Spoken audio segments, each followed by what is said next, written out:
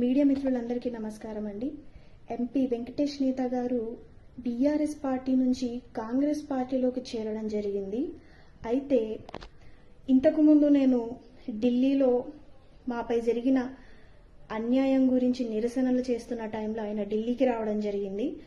ఆ టైంలోనే మాకు జరిగినటువంటి అన్యాయం గురించి ఆయనతోటి మాట్లాడాలని చెప్పేసి మేము ఆయన కలవడానికి వెళ్ళాం.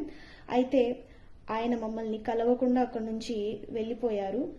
తిరిగి అదే దుర్గం చిన్నయ్యకు సపోర్ట్ చేస్తూ మరి అదే దుర్గం చిన్నయ్యకు సీట్ రావాలని చెప్పేసి పాపం ఆయన ఎంతో కష్టపడ్డారు. అప్పుడు ఉన్నటువంటి బీఆర్ఎస్ ప్రభుత్వంలో ఆయన ఇప్పుడు మళ్ళీ బీఆర్ఎస్ పార్టీ నుంచి కాంగ్రెస్ పార్టీకి ఇప్పుడు మారారు.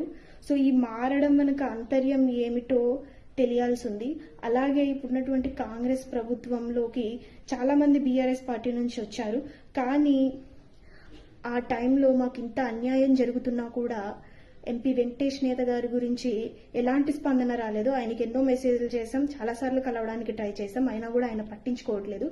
ఒక సాధారణ మహిళకే ఈయన న్యాయం చేయలేని వ్యక్తికి ఇప్పుడు కాంగ్రెస్ పార్టీలోకి వచ్చి ఏదో చేద్దాం, ఏదో చేస్తాను అని చెప్పేసి మాట్లాడుతున్నారు.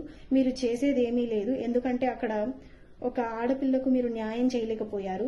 అలాగే ఇప్పుడున్నటువంటి కాంగ్రెస్ ప్రభుత్వంలో ఉన్నటువంటి పెద్దలు కూడా ఒకసారి ఆలోచించాలి. ఉన్నట్టుండి బీఆర్ఎస్ పార్టీ నుంచి కొంతమంది కాంగ్రెస్లోకి వస్తూ ఉన్నారు. సో దీని వలన పార్టీకి నష్టం జరిగే ప్రమాదం ఉందని చెప్పేసి నేను మీకు తెలియజేస్తున్నాను.